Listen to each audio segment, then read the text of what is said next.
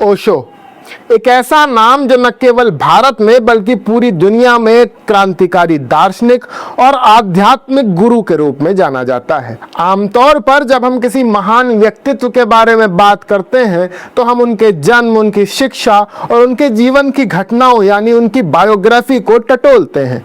लेकिन ओशो के मामले में कहानी बिल्कुल अलग है। ओशो ने खुद कहा था कि उनकी कोई बायोग्राफी नहीं है। उनके लिए तारीखें और स्थान अर्थहीन थे। उन्होंने स्पष्ट किया कि जिसे दुनिया आत्मकथा कहती है वो असल में अहंकार की कथा होती है, आत्मा की कथा नहीं। ओशो का मानना था कि एक व्यक्ति क्या है वो उसके वर्तमान में छिपा है, न कि उसके अतीत के कागजों में। उनके विचार हमें किसी बने बनाए रास्ते पर चलने की बजाय खुद का रास्ता खोजने और खुद को अनलर्न करने की प्रेरणा देते हैं। नमस्कार दोस्तों, आज के इस विशेष कार्यक्रम में हम ओशो के उन गहन विचारों की यात्रा करेंगे जो हमारे बिलीफ सिस्टम, अहंकार और आधुनिक जीवन की भागदौड़ को एक नए नजरिए से देखने पर मजबूर कर देते हैं। ओशो के दर्शन की सबसे अनूठी बात यह थी कि उनका अपना कोई बिलीफ सिस्टम नहीं था। वो कहते थे, मैं किसी भी चीज में विश्वास नहीं करता, यहां तक कि मैं विश्वास करने की प्रक्रिया में भी विश्वास नहीं करता। उन्होंने खुद को एक ऐसे व्यक्ति के रूप में पेश किया जो लोगों को किसी नए धर्म या विचारधारा की ओर नहीं ले जाता, बल्कि उन्हें डीप्रोग्राम करता है, चाहे कोई हिंदू हो, मुस्लिम हो, कैथोलिक हो या कम्युनिस्ट हो। ओशो का काम उन तमाम मानसिक परतों को हटाना था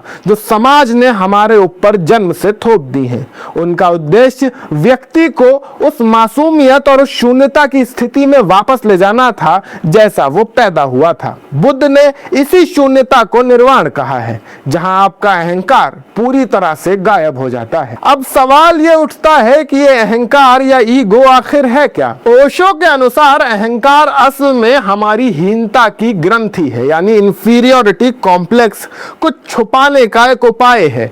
हमारे भीतर एक गहरी गांठ होती है कि मैं कुछ भी नहीं हूं, और इसी पीड़ा से बचने के लिए हम कुछ होकर दिखाने की कोशिश में लग जाते हैं। पक्षियों या जानवरों में कोई अहंकार नहीं होता, क्योंकि ये एक मानवीय और सामाजिक घटना है। बचपन से ही हमें सिखाया जाता है, कुछ बनकर दिखाओ, इतिहास में नाम दर्ज करो, मेडल जीतो। हमें यह महसूस कराया जाता है कि हम जैसे हैं वैसे काफी नहीं हैं। यही सेल्फ इंपॉर्टेंस की चाहत हमारे भीतर अहंकार को जन्म देती है, और स्कूल से ही इसे महत्वाकांक्षा का नाम देकर बढ़ावा दिया जाता है। योगी और चूहे की एक पौराणिक कथा अक्सर ओशो सुनाया करते हैं। अहंकार के इस बोझ को समझाने के लिए ओशो की यह पुरानी कथा है। एक योगी ने अपने योग बल से एक चूहे को बिल्ली से बचाने के लिए बिल्ला बना दिया। जब वो बिल्ली बन गया तो फिर कुत्ता उसके पीछे पड़ गया, तो उस योगी ने उसे कुत्ते में तब्दील कर दिया। फिर एक चीता बना दिया, और अंत में जब एक शेर उस चीते के पीछे पड़ गया तो उस योगी ने उस चूहे को एक शेर बना दिया। लेकिन जैसे ही वो चूहा शेर बना, उसने अपने ही रक्षक यानी योगी पर हमला कर दिया। योगी ने उसे वापस चूहा बना दिया। ओशो कहते हैं कि असल जिंदगी में शेर से चूहा बनना इतना आसान नहीं होता। हम समाज में अपना रुतबा बढ़ाने के लिए खुद को चूहे से शेर तो बना लेते हैं, लेकिन फिर उस बड़े हुए अहंकार के बोझ तले हम खुद ही दब जाते हैं। ये सफलता हमें खुशी देने की बजाय तनाव और असुरक्षा का कारण बन जाती है। क्या आपने कभी सोचा है कि दुनिया के सबसे अमीर और ताकतवर लोग अक्सर डिप्रेशन और अकेलेपन का शिकार क्यों होते हैं? एलॉन मस्क की असुरक्षाएं हो या डोनाल्ड ट्रंप की नोबेल प्राइज पाने की रट, ये सब अहंकार की ही प्यास है। ट्रंप का खुद को ओबामा से तुलना करना ये दिखाता है कि आप चाहे दुनिया के सबसे ताकतवर देश के राष्ट्रपति ही क्यों न बन जाएं, ईगो हमेशा कुछ और की मांग करता रहता है। ओशो कहते हैं कि तुलना करना ही अहंकार है। आप चाहे कितना भी हासिल कर लें, कोई ना कोई आपसे आगे जरूर होगा, चाहे दौलत में, सुंदरता में या बुद्धि में। नेपोलियन जैसा महान विजेता भी अपनी औसत कठकाठी को लेकर हीन भावना से ग्रसित था। यह बात इस चीज का प्रमाण है कि अहंकार कभी तृप्त नहीं हो सकता। ओशो ने ईर्ष्या को समाज द्वारा व्यक्ति को नियंत्रित करने वाला सबसे सबसे शक्तिशाली हथियार बताया है। समाज चाहता है कि आप हमेशा दूसरों से तुलना करते रहें। ये एक ऐसी गोलाकार सीढ़ी है जिस पर कोई सबसे ऊपर नहीं रहता, हर कोई बीच में है और अपने से आगे वाले को देखकर जल रहा है।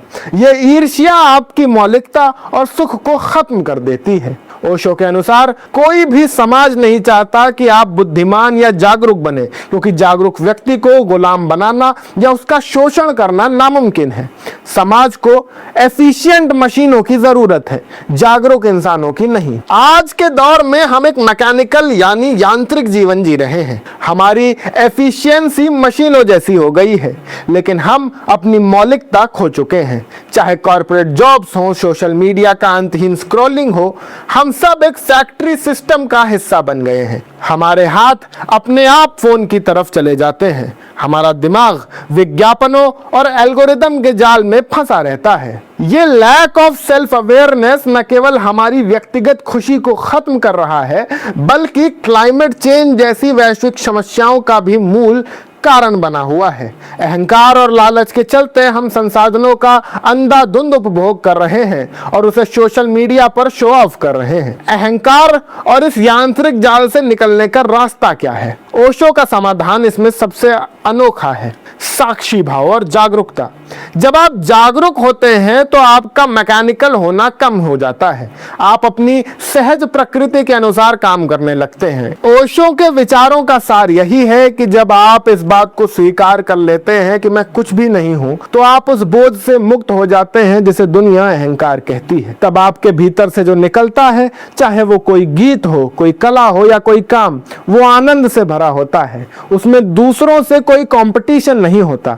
जैसे नदी सहजता से सागर की ओर बहती है, वैसे ही आपका जीवन भी सहज हो जाता है। खुद को जानना यानी सेल्फ अवेयरनेस की यह यात्रा ही आपको इस जाल से मुक्त कर सकती है और दुनिया को एक बेहतर जगह बना सकती है। इस पूरे विषय पर आपकी क्या राय है? क्या आपको भी लगता है कि हमारा अहंकार ही हमारे दुखों की जड़ है? हमें कमेंट सेक्शन में लिखकर जरूर बताएं। अगर आपको ये वीडियो पसंद आया हो तो वीडियो को लाइक करें। हमारे अपने चैनल द देश बोर्ड को सब्सक्राइब करना न भूलें। मैं शाश्वत सिंह दर्पण, आप देख रहे थे द देश बोर्ड। आप सबका बहुत बहुत शुक्रिया। जय हिंद, जय भारत।